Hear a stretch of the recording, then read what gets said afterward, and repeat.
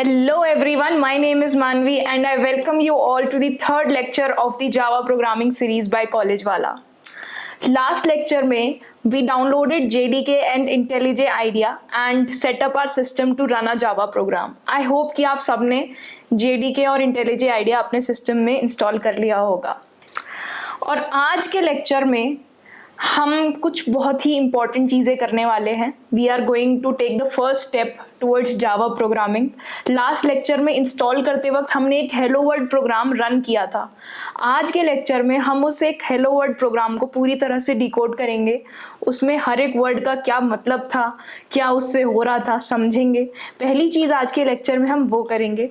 दूसरा, आज के लेक्चर में हम जावा आउटपुट्स जावा में प्रिंट कैसे कराते हैं कुछ भी वो देखेंगे। फिर हम देखेंगे कि जावा में वेरिएबल्स का क्या कॉन्सेप्ट है। उसके बाद हम जावा आइडेंटिफायर्स क्या होते हैं, क्या उसके रूल्स हैं, नेमिंग कन्वेंशंस हैं, ये सारी चीज़ें देखेंगे। और एंड में हम जावा डेटा टाइप्स कवर करेंगे। ठीक है, तो without further edu let's get started with the video. तो पहले आप देख लीजिए, एक छोटी सी चीज़ हम बता रहे हैं यहाँ पे, but just take it with a pinch of salt. आगे हम इसको डिकोड करने वाले हैं, बस अभी के लिए समझ लीजिए कि कुछ बता दिया और उससे कुछ होगा। तो जावा में अगर हमें कुछ भी प्रिंट कराना होता है ना, तो वी राइट system.out.println और पैरेंथेसिस। इन पैरेंथेसिस के अंदर हम वो लिखते हैं जो हमें प्रिंट कराना है, और वो डबल कोट्स में लिखते हैं, ठीक है।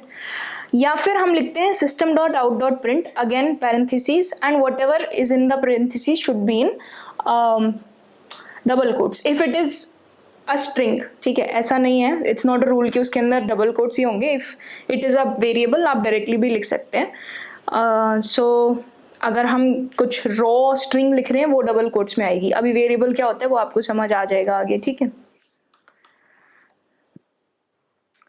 तो हमने जो last time hello world program लिखा था, स्क्रीन पे अभी वो आपको दिख रहा होगा, ऐसा कुछ हमने लिखा हुआ था, जनरेट हो गया था एक्चुअली वो खुद ही। तो हम लैपटॉप पे जाते हैं, उस प्रोग्राम को दोबारा देखते हैं, ठीक है, और समझते हैं कि क्या हो रहा है। ठीक है, हमने खोला इंटेलिजे आइडिया। ठीक, एक काम करते हैं, एक नया प्रोजेक्ट बनाते हैं। I want you to show the process कि भाई इंटेलिजे आइडिया में कैसे प्रोजेक्ट्स बनाने हैं, कैसे कोड लिखना है, ठीक है। एक नया प्रोजेक्ट बनाते हैं और उसका नाम लिख देते हैं लेक्चर 3। ठीक, तो लास्ट टाइम भी हमने एक प्रोजेक्ट बनाया था, एक मेन फाइल ऐसे जनरेट हुई थी, एंड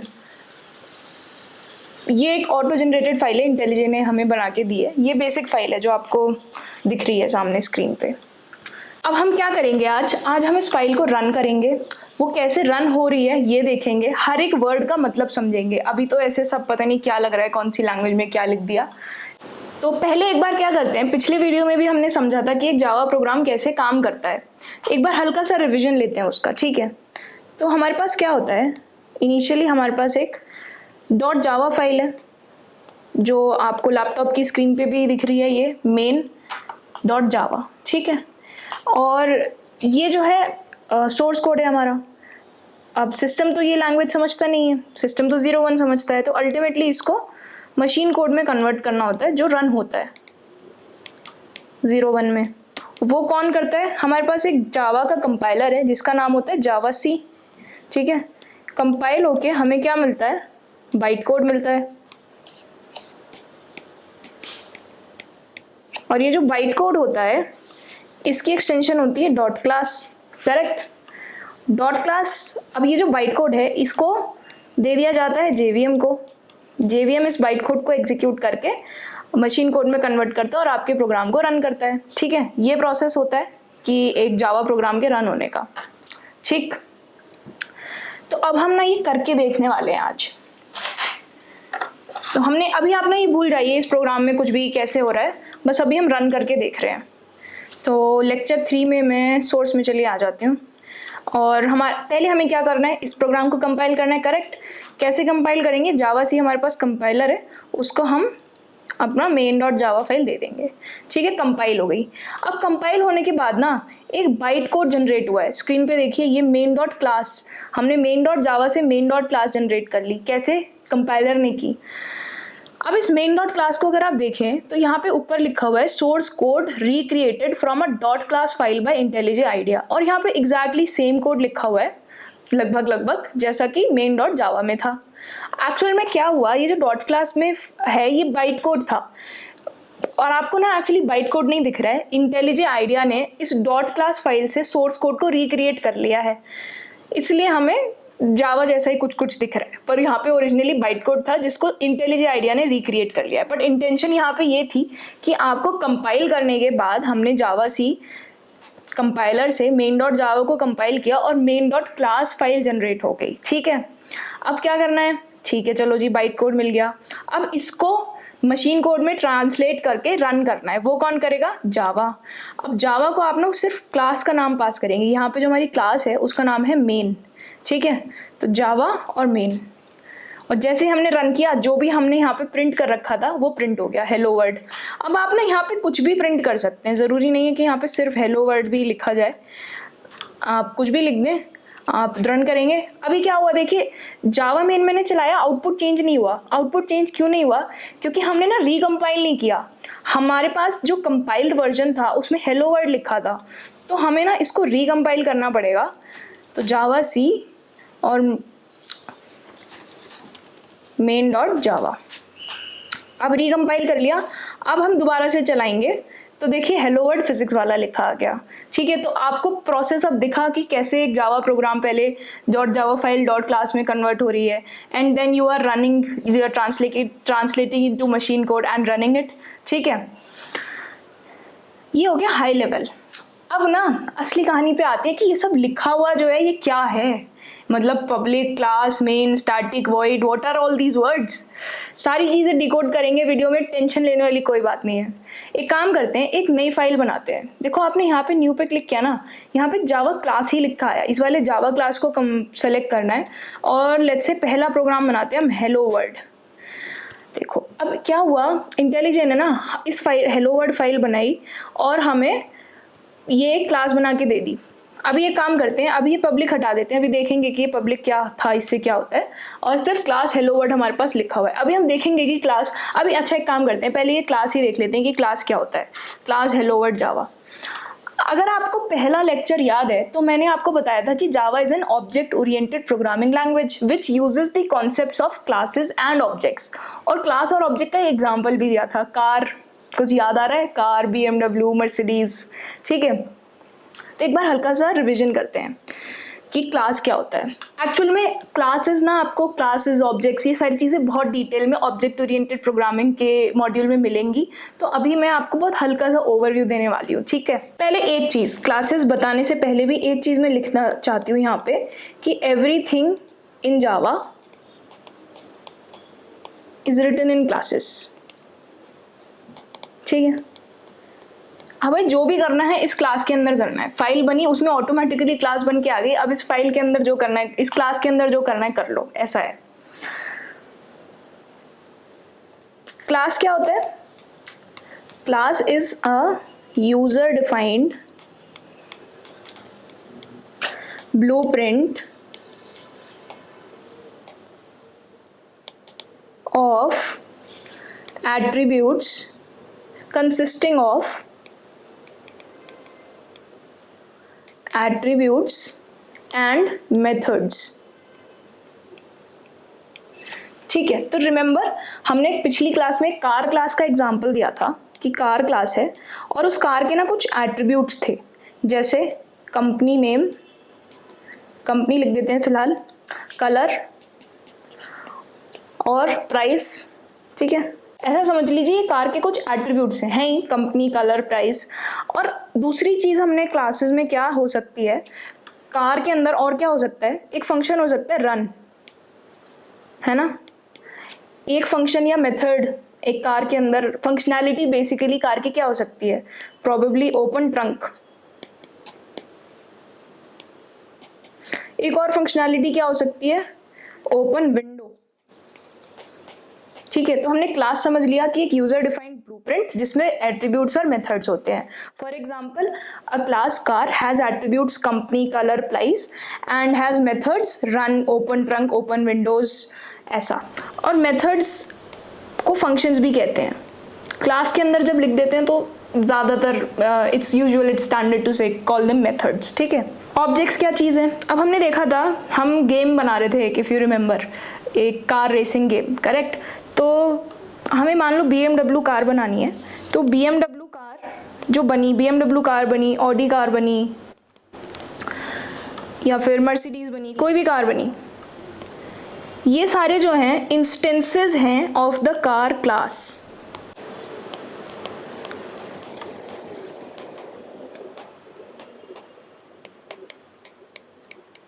करेक्ट है। और इन्हीं को हम ऊप्स की भाषा में ऑब्जेक्ट्स कहते हैं। तो क्लास क्या होती है? User defined blueprint. और ऑब्जेक्ट क्या होता है? Instance of that class, instance of a class, ठीक है। अब मान लो मुझे पता लगाना है कि BMW का कलर क्या है, ठीक है। तो मुझे BMW का कलर पता लग रहा है, तो BMW डॉट लगाएंगे और लिखेंगे कलर, इससे BMW का कलर पता चलेगा। मान लो कि ऑडी का कलर पता लगाना है, तो लिखेंगे ऑडी डॉट कलर, या मान लो ऑडी का प्राइस पता लगाना है तो ऑडी डॉट प्राइस। अब समझ लो कि मर्सिडीज़ की ट्रंक खोलनी है या विंडो खोलनी है, तो कैसे खोलेंगे? Mercedes dot open window. अब याद ये रखना कि ये जो मेथड्स है ना, इनको कॉल करने के लिए हमेशा ये राउंड पैरेंथेसिस लगते हैं, ठीक है। अभी बस इतना समझ लीजिए, बहुत है। एट्रीब्यूट्स में पैरेंथेसिस नहीं लगते, मेथड्स में पैरेंथेसिस लगते हैं, ठीक है। तो हमने देख लिया कि क्लास क्या होता है, हमने देख लिया ऑब्जेक्ट्स क्या होते हैं, हमने देख लिया कि हम ऑब्जेक्ट बनाने के बाद उन एट्रीब्यूट्स को कैसे एक्सेस करते हैं, मेथड्स को कैसे कॉल करते हैं, ठीक है। अब हमने जो मेन अभी तक हमने क्या लिखा हुआ है अपने जावा प्रोग्राम में, सिर्फ लिखा है क्लास हेलो वर्ल्ड। तो everything in Java is a class, तो पहली क्लास हमने लिख ली। अब उसके बाद क्या आता है, देखो उसके बाद ही कुछ लिखा हुआ है, public static void main something. मान लो मैं इसको यहाँ पे लिख देती हूँ, ये एक्चुअली एक शॉर्टकट होता है, आप PSVM लिखो, एंटर दबाओ और पूरा आ जाता है लिखा हुआ। ये क्या चीज़ है? अब पहले इसी को डिकोड करते हैं कि पब्लिक स्टैटिक वॉइड मेन क्या है। पहली बात तो ये ना एक फंक्शन है। अभी जो हम डिस्कस कर रहे थे कि ओपन विंडो, ओपन ट्रंक, ये कुछ मेथड्स थे, कुछ फंक्शंस थे। तो सिमिलरली मेन भी एक फंक्शन ही है, वॉइड मेन। अब फंक्शंस क्या होते हैं?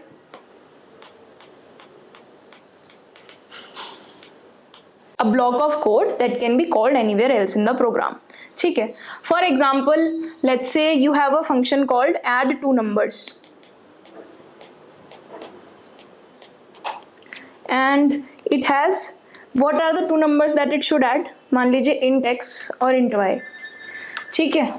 तो ये फंक्शन है और इसको जो फंक्शन को कुछ ना कुछ इनपुट देना पड़ेगा। ज़रूरी नहीं है हर केस में देना पड़े, पर अगर आपको देना पड़ रहा है तो इनपुट्स जो है ये पैरेंथेसिस में पास किए जाते हैं। और घबराने वाली बात यहाँ भी नहीं है, फंक्शंस का भी एक बहुत बड़ा मॉड्यूल, एक डिटेल मॉड्यूल है जिसमें सारी चीज़ें आपको समझ आएंगी, ठीक है। तो अभी बस इतना समझ लीजिए, फंक्शंस को यहाँ पे इनपुट दिया जा रहा है, इसको पैरामीटर्स या आर्ग्यूमेंट्स भी कहते हैं, ठीक है। और अब क्या करना है, हमें ऐड करना है टू नंबर्स को। तो मान लीजिए एक रिटर्न कीवर्ड होता है, भूल जाइए अभी ये क्या कर रहा है, बस ये समझिए कि वापस कर रहा है, कुछ मिला और कुछ इसको वापस होना है। तो सम वापस करना है तो x + y रिटर्न हो जाएगा, ठीक है। अब ये जो रिटर्न होगा, आप मुझे बताइए कि क्या है? ये एक इंटीजर है, स्ट्रिंग है, क्या है ये एक इंटीजर है ना, दो इंटीजर्स को ऐड कर रहे हैं। तो ये फंक्शन क्या रिटर्न कर रहा है? ये रिटर्न कर रहा है एक इंटीजर वैल्यू, ठीक है। तो ये क्या है? रिटर्न वैल्यू का टाइप। ये क्या है? फंक्शन का नाम।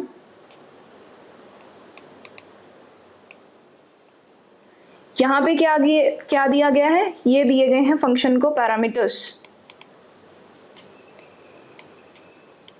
ठीक है। ये एक जनरल फंक्शन का टेम्पलेट समझ लीजिए, सिंटेक्स समझ लीजिए जावा में, ठीक है। तो सिमिलरली ये जो पब्लिक स्टैटिक वॉइड मेन है, ये भी एक फंक्शन ही है और कुछ नहीं है, ये बस एक फंक्शन है। इसके अंदर जो टाइप है वो वॉइड है। कहने का मतलब है कि ये कुछ भी रिटर्न नहीं कर रहा है। वॉइड का मतलब होता है नल या नथिंग, तो इट रिटर्न्स नथिंग।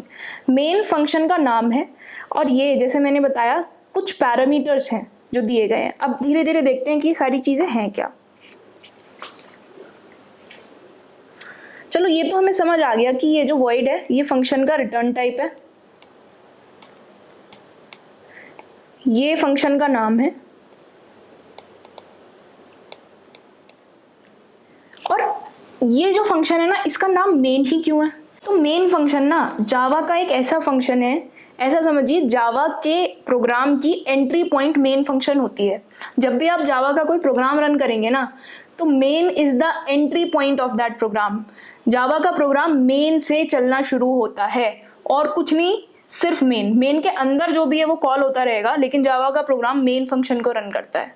ठीक है, तो this is what main is, ये याद रखिएगा, मेन का ये डेफिनेशन याद रखना बहुत जरूरी है कि this is the entry point in a Java program.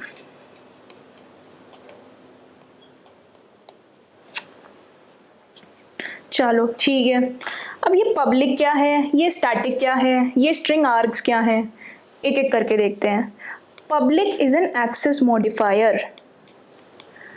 Public नाम से आपको क्या समझ आ रहा है कि कोई चीज़ पब्लिक है, उसको सब यूज़ कर सकते हैं, सब देख सकते हैं, यही मतलब होता है बस पब्लिक का। पब्लिक के अलावा और भी एक्सेस मॉडिफायर्स होते हैं जैसे प्राइवेट, प्रोटेक्टेड, वो आगे के लेक्चर्स में आप पढ़ेंगे। बस अभी आप इतना याद रखिए कि अगर किसी भी फंक्शन के पीछे या क्लास के पीछे पब्लिक लिखा है तो इसका मतलब ये है कि वो क्लास हर जगह विजिबल है, उस क्लास को कोई भी, उस मेथड को कोई भी यूज़ कर सकता है। मेथड के क्लास के अंदर, क्लास के बाहर, पैकेज के अंदर, पैकेज के बाहर, हर जगह वो फंक्शन यूज हो सकता है जो पब्लिक है। ठीक है, तो ये एक एक्सेस मॉडिफायर है which makes the main function public. ये स्टैटिक क्या है? देखिए अभी मैंने आपको थोड़ी देर पहले क्या बताया था ऑब्जेक्ट्स और क्लास से रिलेटेड, कि अगर आपके पास कोई ऑब्जेक्ट है और उससे, उस ऑब्जेक्ट के थ्रू आपको कोई एट्रीब्यूट एक्सेस करना है, जैसे BMW का लेट्स से प्राइस एक्सेस कर रहे थे तो हम BMW डॉट प्राइस लिखते थे।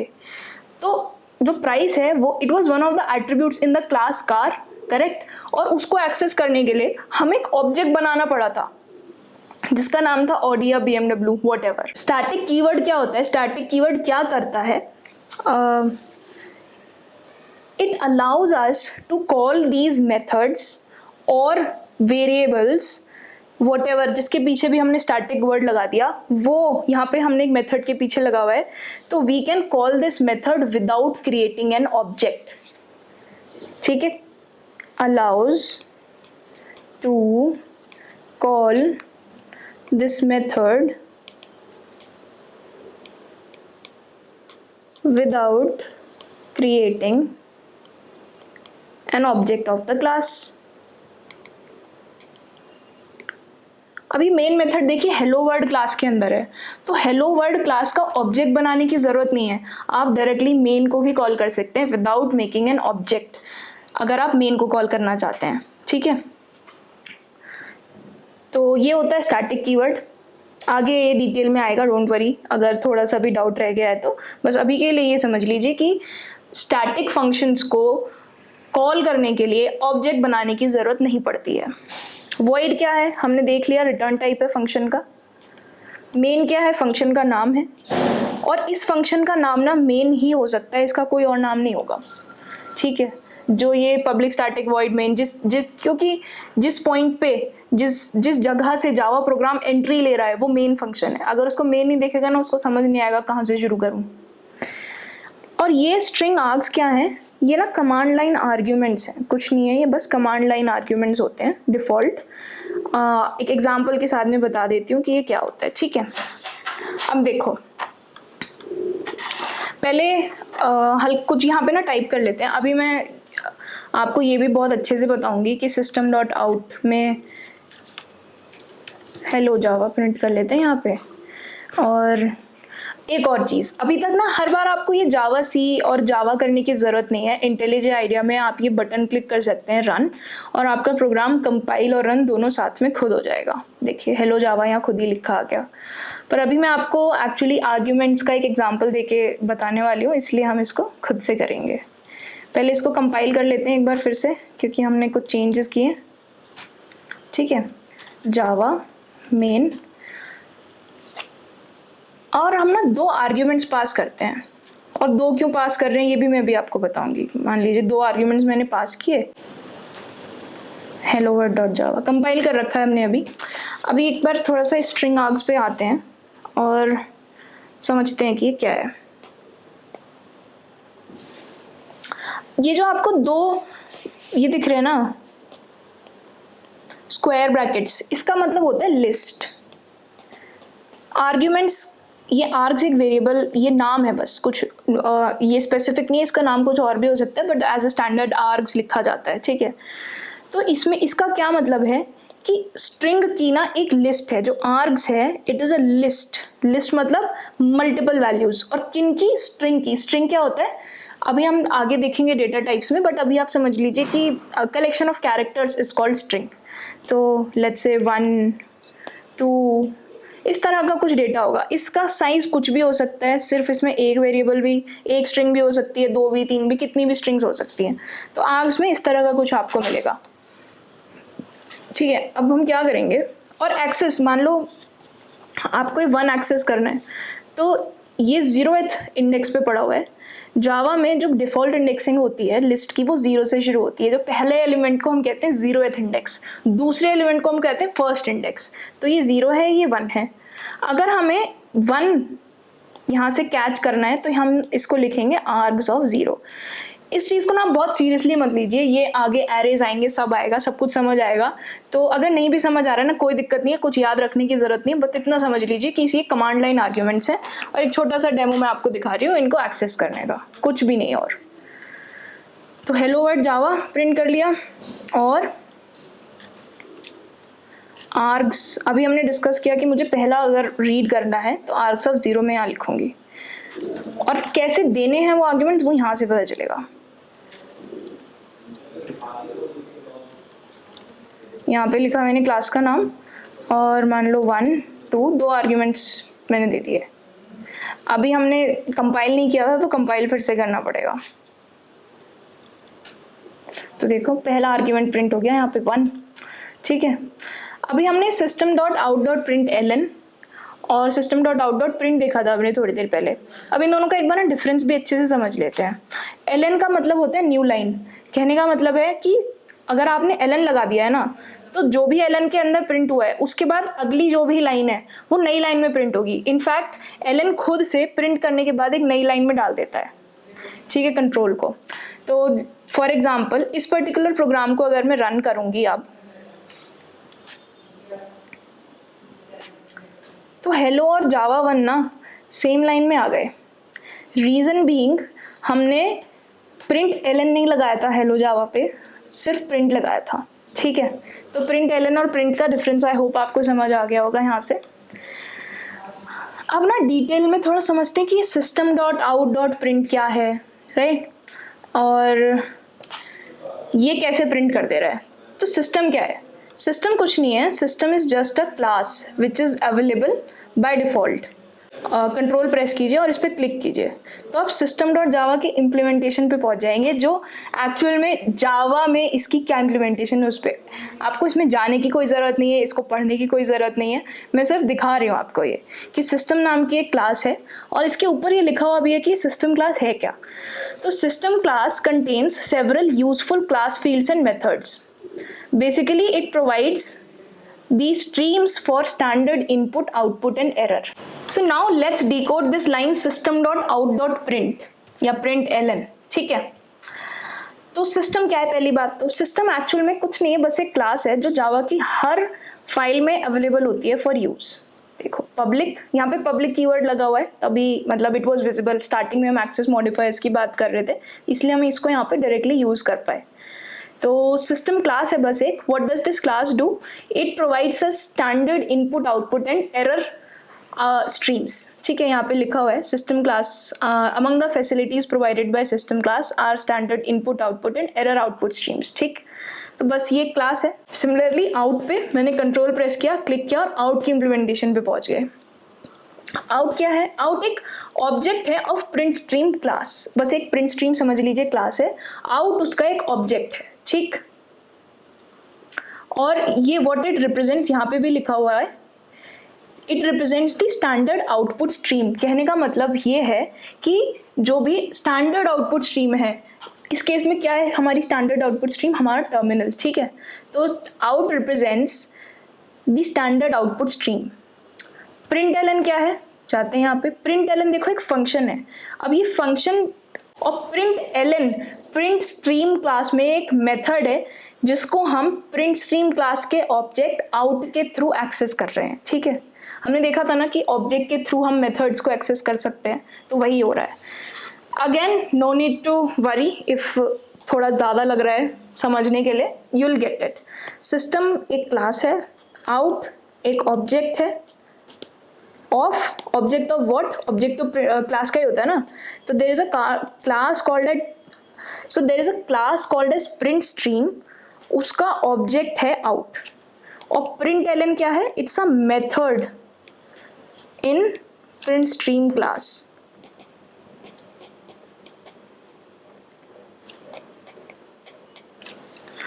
और देखो इस मेथड को ना, इस मेथड में हमने क्या पास किया है, जो भी स्ट्रिंग हमें प्रिंट करनी है वो हम पास करते हैं और जावा हमारे लिए उसको प्रिंट कर देता है। कहाँ प्रिंट करता है, स्टैंडर्ड आउटपुट स्ट्रीम पे। Now let's see what are Java variables. मैं एक काम करती हूँ, I will just write the definition first and then I will tell you what it is. So Java variables are the titles of reserved memory location, ठीक है। अब एक example लेते हैं, लेट्स से आप हैं, ठीक है, या मैं हूँ, मेरा कुछ एड्रेस है, मैं कहीं रहती हूँ। तो क्या मुझे अगर किसी को बुलाना होता है, वो ये कहता है कि XY सिटी की XY स्ट्रीट में XYZ घर में जो लड़की रहती है, ये मैं इस तरह से तो मेरे को नहीं बुलाया जाएगा ना, मेरा एक नाम है। तो सेम ऐसे ही होता है प्रोग्रामिंग में भी। हम कोई भी प्रोग्राम रन करते हैं, उस प्रोग्राम के अंदर जो भी वेरिएबल्स हैं, मेथड्स हैं, सबको कुछ ना कुछ मेमोरी एलोकेट होती है मेन मेमोरी में, ठीक है। तो अगर ये हमारी रैम है लेट्स से, तो यहाँ पे कुछ ना कुछ मेमोरी एलोकेट हुई है प्रोग्राम को। अब किस चीज़ को, लेट्स से कोई वेरिएबल है, इंटीजर वैल्यू है, मान लिया आपने कहीं पे 200 स्टोर कराया। अब इस 200 को किस नाम से पुकारेंगे, मान लीजिए 200 है क्या, लेट्स से मनी, आप रेफरेंस करना चाहते हैं मनी को 200 से। तो ये जो मनी की वैल्यू है 200, उसको कहीं मेन मेमोरी पे हमारी स्पेस मिला होगा, और उसको जिस नाम से रेफर किया जाता है उसे कहते हैं वेरिएबल, ठीक है। तो लेट्स से कि मनी की वैल्यू 200 है, तो ये जो 200 है ये मेमोरी में कहीं सेव्ड होता है, मेमोरी में कहीं इसको स्पेस मिलता है, और उसको जिस नाम से रेफर किया जाता है उसे कहते हैं वेरिएबल। सो और ये भी हम या तो हम कह सकते हैं कि title of reserved memory location, या फिर हम कह सकते हैं कि name of a memory location, ठीक। अब जावा में वेरिएबल्स डिक्लेयर करने का क्या सिंटेक्स होता है। लेट्स से आपको कोई इंटीजर वैल्यू डिक्लेयर करनी है, तो हम पहले लिखते हैं कि हमें किस टाइप की वैल्यू डिक्लेयर करनी है। अब इंटीजर वैल्यू हो सकती है, कोई स्ट्रिंग हो सकता है, ठीक है। अब हम सारे डेटा टाइप्स एक्चुअली आगे पढ़ने वाले हैं, पर इंटर स्ट्रिंग तो 2 बेसिक टाइप्स हैं, ठीक है। Just a collection of characters is called string. तो पहले हम डेटा टाइप लिखते हैं, ठीक है, और भी बहुत सारे डेटा टाइप्स होते हैं, आगे पढ़ेंगे। उसके बाद हम वेरिएबल का नाम लिखते हैं, लेट्स से मनी, वेरिएबल का नाम है मनी। स्ट्रिंग मान लो कोई नेम हमें स्टोर कराना है, उसके बाद हम लगाते हैं equal to operator, equal to का साइन, और फिर वैल्यू मान लीजिए 1000 रुपीज़, और नेम लेट्स से मानवी, ठीक है। तो ये सिंटेक्स होता है एक वेरिएबल को डिक्लेयर करने का। एक बार कोड में देखते हैं ये चीज़। तो मान लीजिए हमें इंट मनी इक्वल टू 200 या 2000 स्टोर करा लिया हमने। अब हमें इसको प्रिंट कराना है, तो प्रिंट स्टेटमेंट क्या होता है, system.out.println। अब जावा इंटेलिजे में ना ये एक शॉर्टकट है, आप एस आउट लिखिए, एंटर पे क्लिक कीजिए, और आपको पूरा लिखना नहीं पड़ेगा, खुद ही आ जाएगा। अब प्रिंट क्या कराना है हमको, मान लीजिए मनी की वैल्यू प्रिंट करानी है, तो हम मनी यहाँ पे लिख देंगे। और ये वाली लाइन यहाँ से हटा देते हैं। ये देखिए मैंने यहाँ पे क्या किया, मैंने कंट्रोल और फॉरवर्ड स्लैश को प्रेस किया तो ये खुद से कमेंट हो गया, ठीक है। और कमेंट का क्या मतलब होता है जावा में, जिस भी लाइन के पीछे 2 फॉरवर्ड स्लैशेस लगे हुए हैं वो कमेंट कहलाता है। कहने का मतलब है कि वो चीज़ जावा के प्रोग्राम को दिखेगी नहीं, इनविजिबल हो जाएगी। कमेंट का यूज़ क्या होता है अगर वो दिखती नहीं है? जब मान लीजिए आपने कोड लिखा और कोई और कोड पढ़ना चाह रहा है तो हम कई बार क्या करते हैं, कुछ कुछ नोट्स छोड़ते हैं, डॉक्यूमेंटेशन छोड़ते हैं कमेंट्स के फॉर्म में, ठीक है। दूसरी चीज़ जो मिस हो गई वो ये है सेमीकोलन। जावा में हर लाइन के बाद एक सेमीकोलन लगाना ज़रूरी होता है। ये जावा में टर्मिनेटर की तरह काम करता है और नहीं लगाएंगे तो एरर आएगा, ठीक है। अब इस प्रोग्राम को चला के देखते हैं। ठीक है, 2000 प्रिंट हो गया। तो अब क्या है, अब ना आपने मनी को 2000 वैल्यू दी और 2000 प्रिंट हो गई। लेट्स से मुझे मनी की वैल्यू चेंज करनी है तो आप वैल्यू को ना, वेरिएबल की वैल्यू को आप चेंज कर सकते हैं। 2000 का 5000 अगर कर देंगे तो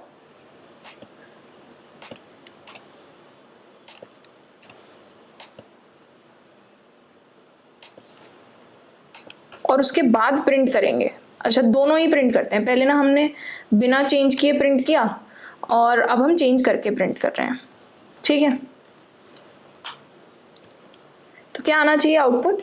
2000 पहले मनी की वैल्यू, फिर हमने मनी की वैल्यू 5000 कर दी तो मनी की वैल्यू 5000 प्रिंट हो गई, ठीक है। अब हम डिस्कस करते हैं जावा के नेमिंग कन्वेंशंस। देखो क्या होता है, हमारे पास कुछ ना नेमिंग कन्वेंशंस हैं। पहले हम उनकी डेफिनेशन देखते हैं, फिर उनको जावा में मैप करेंगे कि जावा में क्या स्टैंडर्ड है। लोअर केस क्या होता है कि सारी चीज़ें आप छोटे लेटर्स में लिख दें, ऐसे लोअर केस। मान लीजिए कॉलेज वाला लिखते हैं हम, ठीक है। तो कॉलेज वाला को अगर हमें लोअर केस में लिखना है तो ऐसे लिखा जाएगा, सारी चीज़ें छोटी। अपर केस में अगर कॉलेज वालों को लिखना है तो ऐसे लिखा जाएगा। कैमल केस क्या होता है? कैमल केस में जो पहला कैरेक्टर होता है उसको स्मॉल लिखते हैं, उसके बाद सारे कैरेक्टर्स स्मॉल ही लिखते हैं। तो उसके बाद जो भी वर्ड्स आ रहे हैं, जैसे कॉलेज और वाला 2 वर्ड्स थे तो W को कैपिटल लिखेंगे, ठीक है। मान लो ये सेंटेंस होता कॉलेज वाला एंड फिजिक्स वाला, तो एंड का A कैपिटल बनता, फिर फिजिक्स का P कैपिटल बनता, सब स्मॉल होता, फिर W का फिर से W कैपिटल बनता। तो ये होता है कैमल केस, ठीक है। तो जावा में जो भी हमारे पास फंक्शंस या वेरिएबल्स होते हैं उनको हम कैमल केस में लिखते हैं, ठीक है। कैमल केस क्या होता है? मान लीजिए वेरिएबल का नाम है मनी बोरोड, तो M छोटा बनेगा, उसके बाद सारे लेटर्स स्टार्टिंग फर्स्ट लेटर हर वर्ड का कैपिटल बनेगा। जो हमारी क्लासेस होती हैं उनको लिखा जाता है पास्कल केस में। अब ये पास्कल केस क्या है?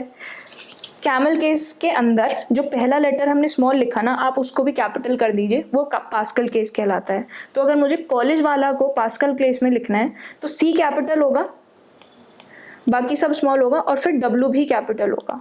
ये पास्कल केस होता है, ठीक है। जो पैकेजेस होते हैं, अभी टेंशन मत लीजिए क्या होता है पैकेजेस, उनको लोअर केस में लिखा जाता है। कुछ कांस्टेंट वैल्यूज होती हैं। कांस्टेंट वैल्यूज का मतलब है कि जो कभी प्रोग्राम में चेंज नहीं होती और हमें उनको एज इट इज कहीं यूज करना है। मान लीजिए कि लेट्स से कहीं पे कैपेसिटी करके एक वेरिएबल है जो पूरे प्रोग्राम में सेम रहेगा, या फिर मिन कैपेसिटी या मैक्सिमम कैपेसिटी ऐसा वेरिएबल है, तो उसको लिखा जाता है स्नेक केस में। और स्नेक केस में भी अपर स्नेक केस में। कहने का मतलब है कि स्नेक केस क्या होता है, अब लेट्स से कॉलेज वाला है तो कॉलेज वाला का स्नेक केस ये होगा कॉलेज अंडरस्कोर वाला। कहने का मतलब है जो भी वर्ड्स होते हैं उनको ना अंडरस्कोर से सेपरेट कर दें तो उसको स्नेक केस कहते हैं। तो कांस्टेंट वैल्यूज को ऐसे लिखते हैं, मिन सब कुछ बड़ा बड़ा और कैपेसिटी। फन फैक्ट, अपर स्नेक केस को स्क्रीमिंग स्नेक केस भी कहते हैं, ठीक है। तो कॉन्स्टेंट्स को स्क्रीमिंग स्नेक केस में लिखते हैं। ये कुछ नेमिंग कन्वेंशंस हैं।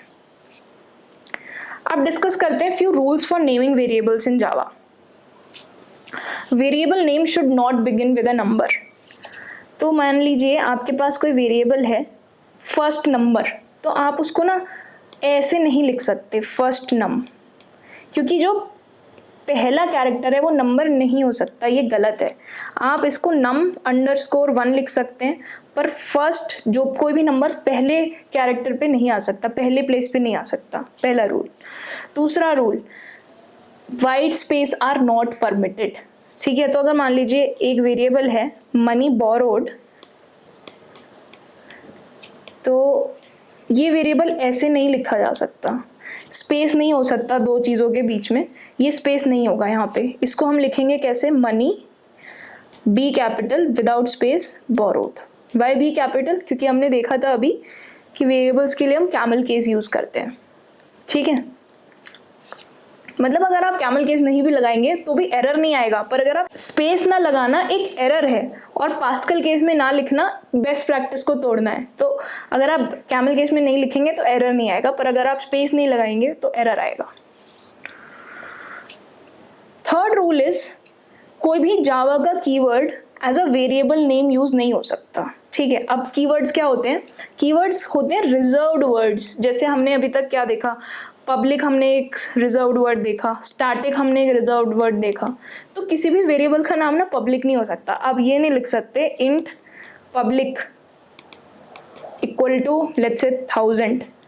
अगर आप पॉपुलेशन रिप्रेजेंट करवाना चाह रहे हैं, आपको कोई और वेरिएबल यूज करना पड़ेगा, पॉपुलेशन लिख लेंगे आप, चलेगा, पर पब्लिक नहीं चलेगा क्योंकि एक रिजर्व्ड वर्ड है। इसी तरह से इंट स्टैटिक कुछ नहीं हो सकता, इंट मेन कुछ नहीं हो सकता, int float कुछ नहीं हो सकता। float is another data type, also a reserved keyword.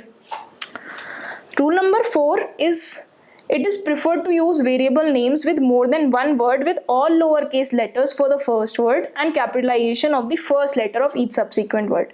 What is this? This is only camel case. We have already discussed it कि variables को camel case में लिखा जाता है। Fifth rule is, when creating variables it is preferred to give them meaningful names. कहने का मतलब है, let's say आप किसी से, आप एक वेरिएबल है एज, एक वेरिएबल है मनी, तो आप ना इनको ए और एम नाम मत देना, इनको एज और मनी ही नाम देना। ठीक है, तो मीनिंगफुल नेम्स दीजिए जिससे कोई और अगर आपका कोड पढ़े तो उसे समझ आए कि क्या हो रहा है। सिक्स्थ रूल इज, अगर हमारे पास ऐसा कोई वेरिएबल है जिसमें सिर्फ एक ही लेटर, एक ही वर्ड है, for example let's say money ही ले लेते हैं, सिर्फ एक ही वर्ड है, तो it should all be in lower case. ऐसा नहीं कि कैपिटल एम बना दिया और ऐसे लिख दिया, या फिर कोई एक वर्ड कैपिटल कर दिया, दो वर्ड कैपिटल कर दिए, नहीं, सब कुछ लोअर केस अगर एक वर्ड है तो। ठीक है, now let's discuss Java identifiers. So Java identifiers are the name given to any class, method, package, function. Basically Java के अंदर सारी ही चीज़ों का कुछ ना कुछ नाम होता है। जैसे फंक्शन है कोई, तो उसका फंक्शन का कोई नाम होगा, कोई वेरिएबल है उसका कोई नाम होगा, कोई क्लास है उसका कोई नाम होगा, कोई पैकेज है उसका कोई नाम होगा। इन सब को हम आइडेंटिफायर्स कहते हैं। ठीक है, तो आइडेंटिफायर्स क्या होते हैं, just name for any component in Java is called as an identifier. ठीक, अब points to remember about identifiers. There are some rules that, you know, rules like literally rules, अगर आप उन rules को follow नहीं करेंगे तो compiler आपको error देगा। ठीक है, पहला रूल है कि all identifiers should begin with a letter, currency character और an underscore। ठीक, अगर आप ऐसा कुछ लिखने लग जाएं कि let's say @money, this is not possible, क्योंकि जो पहला कैरेक्टर है वो कोई ना कोई, या तो वो लेटर हो सकता है या फिर वो करेंसी कैरेक्टर डॉलर हो सकता है। डॉलर मनी इज़ वैलिड, पर दिस इज़ नॉट वैलिड, और अंडरस्कोर भी हो सकता है। तो सिर्फ दो चीज़ें हैं जो अलाउड हैं, फर्स्ट सिर्फ दो स्पेशल कैरेक्टर्स हैं जो पहली पोजीशन पे अलाउड है, डॉलर एंड अंडरस्कोर। कोई नंबर भी अलाउड नहीं है, 1 मनी कुछ नहीं हो सकता। ठीक है, तो these are valid, this is valid, but this is not valid, this is not valid। ठीक, not money, कोई भी कैरेक्टर लगा दीजिए, none of this is valid. ठीक. Second rule is after the first characters identifiers can have any combination of characters. मैंने आपको बोला था कि स्पेशल कैरेक्टर्स स्टार्टिंग में नहीं आ सकते, पर ये नहीं बोला कि स्पेशल कैरेक्टर्स बीच में नहीं आ सकते. मान लीजिए एक वेरिएबल है my@money, ये सही है क्योंकि पहला कैरेक्टर तो ठीक ही है. बीच में आप कुछ भी लिख सकते हैं, my@money लिख दीजिए, my1money लिख दीजिए, my*money लिख दीजिए, कुछ भी लिख दीजिए, इट्स ऑल वैलिड. ठीक. Third rule is a keyword can not be used as an identifier. अभी हमने वेरिएबल के टाइम पे भी डिस्कस किया था कि कोई भी कीवर्ड रिजर्व्ड वर्ड जावा का एज एन आइडेंटिफायर यूज नहीं हो सकता. Fourth rule is the identifiers are case sensitive. मतलब money, int money equal to 200 and int money again, even though their values are same or it can be different, but these three are different variables. तो इसका मतलब ये हुआ कि identifiers case sensitive होते हैं.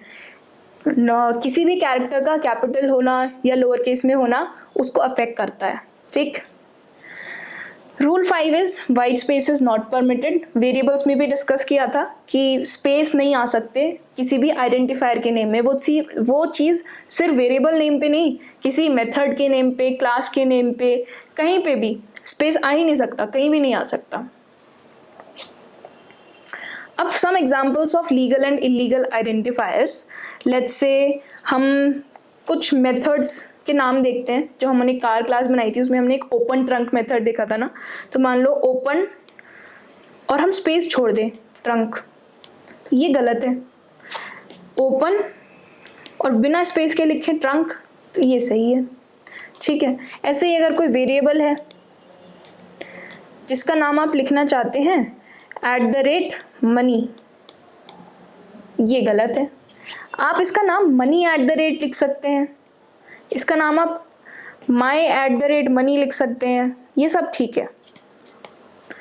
पहली पोजीशन पे कोई भी स्पेशल कैरेक्टर नहीं आ सकता. पहली पोजीशन पे अंडरस्कोर आ सकता है, $money ठीक है, $money ठीक है. ठीक है. तो हमने कुछ एग्जांपल्स देख लिए लीगल और इलीगल आइडेंटिफायर्स के. So now let's learn about Java data types. Java हमें कुछ डेटा टाइप्स प्रोवाइड कराता है, जैसे इंटीजर, ठीक है, जैसे बूलियन, जैसे शॉर्ट, लॉन्ग. अब ये क्या है? अभी हमने थोड़ी देर पहले कुछ वेरिएबल्स डिक्लेयर करे थे, लिखा था कि int a = 10. तो उसमें जो int था ना वो डेटा टाइप था. और हमने ये भी सिंटेक्स में देखा था कि कोई भी वेरिएबल डिक्लेयर करते वक्त जावा में उसका डेटा टाइप देना पड़ता है. वो क्यों देना पड़ता है? क्योंकि हर डेटा टाइप का ना साइज अलग होता है और उस डेटा टाइप के अकॉर्डिंग ही उस वेरिएबल को मेमोरी मिलती है. ठीक है. तो दो तरह के डेटा टाइप्स होते हैं जावा में, प्रिमिटिव और non primitive. Primitive data types क्या होते हैं? Primitive data types are the built in data types provided by Java.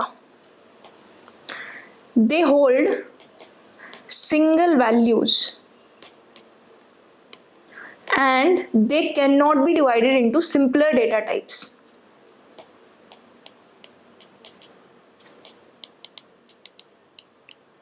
ठीक है. Non-primitive data types on the other hand are the user defined data types. And what they hold is the memory address of a variable.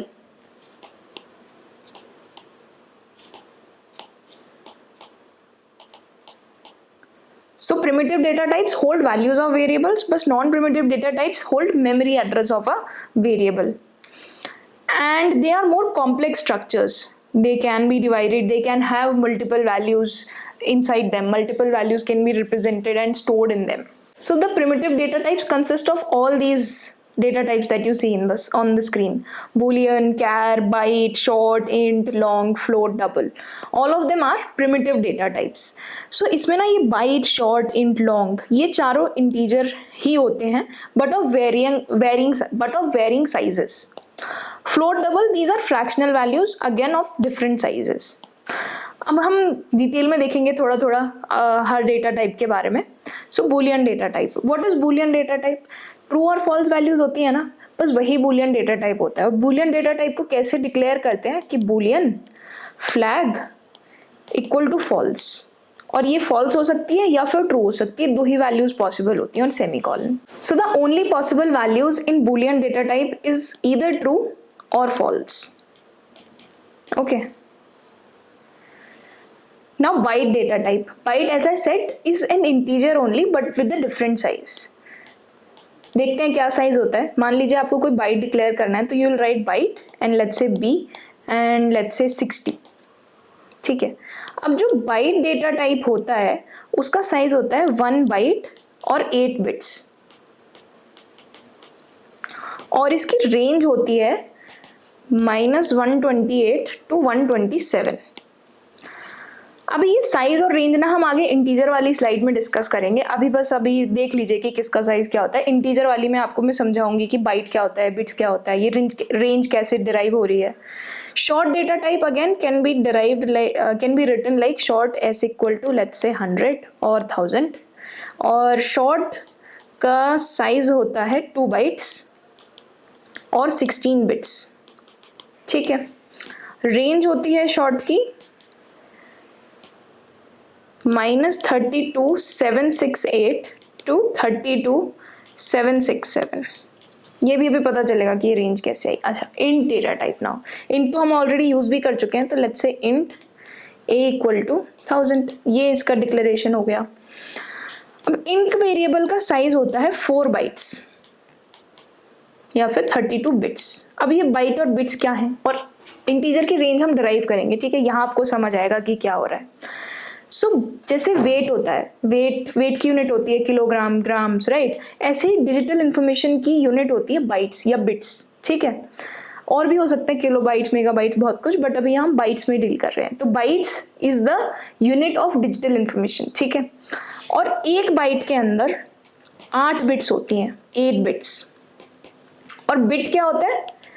Bit is the most basic storage unit. ठीक है, तो bit most basic storage unit, fundamental storage unit होती है.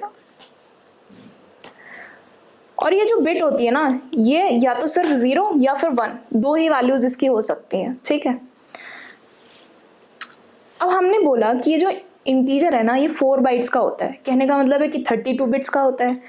तो इसके पास ना 32 bits available है, ऐसे 0 1 2 3 अप टू 31.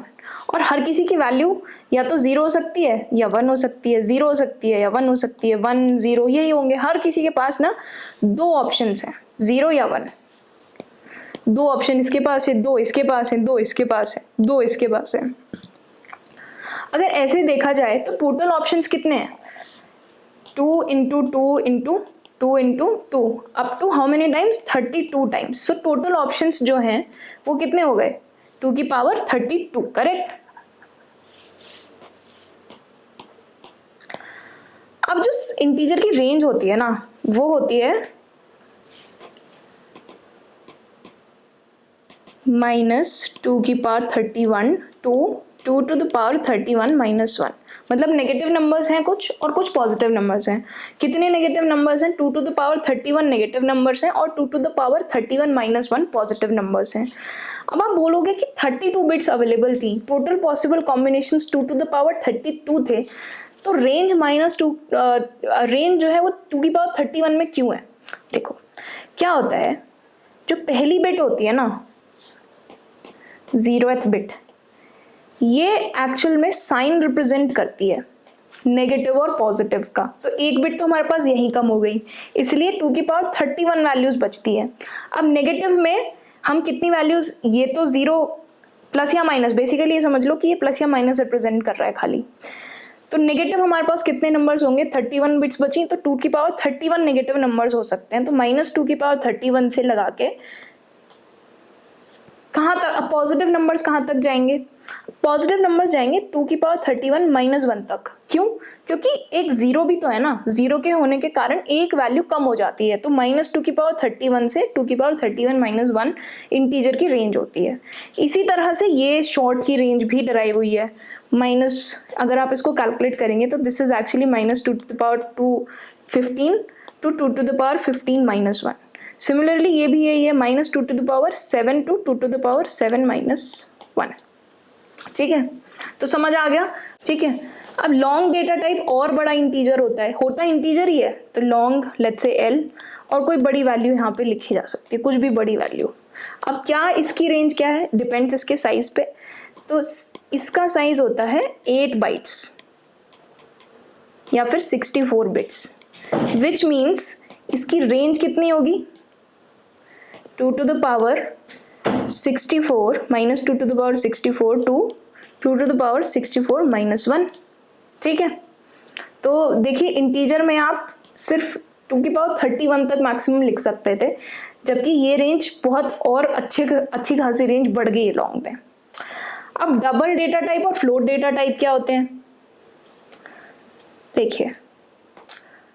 अब जो हमने अभी तक पढ़े बाइट, शॉर्ट, लॉन्ग, ये सब इंटीजर थे, इंट. अगर हमें फ्रैक्शनल वैल्यू स्टोर करानी है उसके लिए हमारे पास दो तरह के डेटा टाइप्स हैं, डबल और फ्लोट. दोनों ही फ्रैक्शनल वैल्यू स्टोर कराते हैं, बस दोनों का साइज अलग होता है. डिक्लेयर करने का सिंटेक्स क्या है, float f equal to some 123.456. और फ्लोट में ना यहाँ पे हमें f भी लिखना पड़ता है टू डिनोट कि this is a float value. ठीक है, डबल का सिंटेक्स क्या होता है, double d equal to d could be anything, right? Just variable name I'm writing, double height, depth, whatever. It could be something, right? Even bigger number. It could be very big number. अब size क्या होता है, double has 8 bytes और 64 bits, and float's size is 4 bytes, correct? और 32 bits. अब कैर data type क्या होता है, चलो नंबर्स की बात हो गई, फ्रैक्शंस की बात हो गई, इंटीजर्स की बात हो गई, पर कैरेक्टर्स भी तो कहीं स्टोर होंगे ना. तो कैरेक्टर स्टोर होते हैं कैर डेटा टाइप में, रिप्रेजेंट कैर से ही करते हैं. Char let's say CH equal to P. जो कैरेक्टर है उसको ना सिंगल कोट्स में लिखा जाता है, डबल कोट्स में नहीं, सिंगल कोट्स में. इसका साइज क्या होता है, सिर्फ 2 बाइट्स और 16 बिट्स. ठीक है, अब आपके लिए मैंने एक छोटा सा कोड लिखा है जिसमें मैंने सारे डेटा टाइप्स लिखे हुए हैं, और मैं उस कोड को रन करूंगी बस और आउटपुट आएगा. ठीक है, एक बार देख लेता हूँ उस कोड को. तो ये वो कोड है, डेटा टाइप्स नाम की क्लास है, मेन फंक्शन है, और मैंने सारे जो हमने डेटा टाइप्स पढ़े प्रिमिटिव, उनको कुछ ना कुछ वैल्यू असाइन किए और सबको प्रिंट कर दिया है यहाँ पे. ठीक है, तो मैंने इसको रन किया और आउटपुट देखिए, इंटीजर वेरिएबल ये आ गया, बूलियन वेरिएबल ट्रू है, ऐसे ही सारे वेरिएबल्स जो है आखिर तक प्रिंट हो गए. ठीक है, now let's look at the non primitive data types. As we discuss कि non primitive data types user defined data types होते हैं, थोड़े कॉम्प्लेक्स डेटा टाइप्स होते हैं. स्ट्रिंग्स, एरेज, क्लासेस, इंटरफेसेस, ये सब नॉन प्रिमिटिव में आता है. स्ट्रिंग्स हम ऑलरेडी डिस्कस भी कर चुके हैं, लेट्स से नेम है, तो लेट्स से वाला, दिस इज अ स्ट्रिंग. अब मैंने ऐसा क्यों कहा कि स्ट्रिंग जो होती है वो मल्टीपल वैल्यूज ये स्टोर कर रही है. जो हमारा प्रिमिटिव डेटा टाइप था वो कैरेक्टर था, सिंगल वैल्यू. इसके अंदर मल्टीपल कैरेक्टर्स स्टोर्ड है. ठीक है, तो string is a non primitive data type. Arrays basically list होती है, हम पढ़ेंगे आगे. क्लासेस हम देख ही चुके हैं, इंटरफेसेस भी हम पढ़ेंगे. These are non primitive data types. So now let's solve some MCQs और let's do some knowledge test. तो पहला MCQ है, the compiler assigns a default value to an uninitialized local variable in Java programming whether this statement is true और false. तो पहली बात तो ये कि ये लोकल वेरिएबल क्या होता है, और दूसरी बात अनइनिशियलाइज्ड का क्या मतलब है. पहले तो अनइनिशियलाइज्ड का मतलब देखते हैं. अभी तक हमने देखो, जब आपको हम डेटा टाइप्स पढ़ा रहे थे और कोड में भी जो हमने लिखा, हर जगह हम डेटा टाइप डिक्लेयर करते थे, कोई वेरिएबल डिक्लेयर करते थे, उसके पीछे डेटा टाइप लिखते थे और इक्वल टू का साइन लगा के कुछ ना कुछ उसको इनिशियलाइज कर देते थे. पर अगर इसको इनिशियलाइज ना किया जाए, सिर्फ ऐसे छोड़ दिया जाए कैर CH, तो ये होता है एक अनइनिशियलाइज्ड वेरिएबल. अब ये MCQ पूछ रहा है कि अगर हम किसी लोकल वेरिएबल को अनइनिशियलाइज्ड छोड़ दें तो क्या कंपाइलर उसे डिफॉल्ट वैल्यू असाइन करेगा। अब लोकल वेरिएबल क्या होता है पहले ये देखते हैं।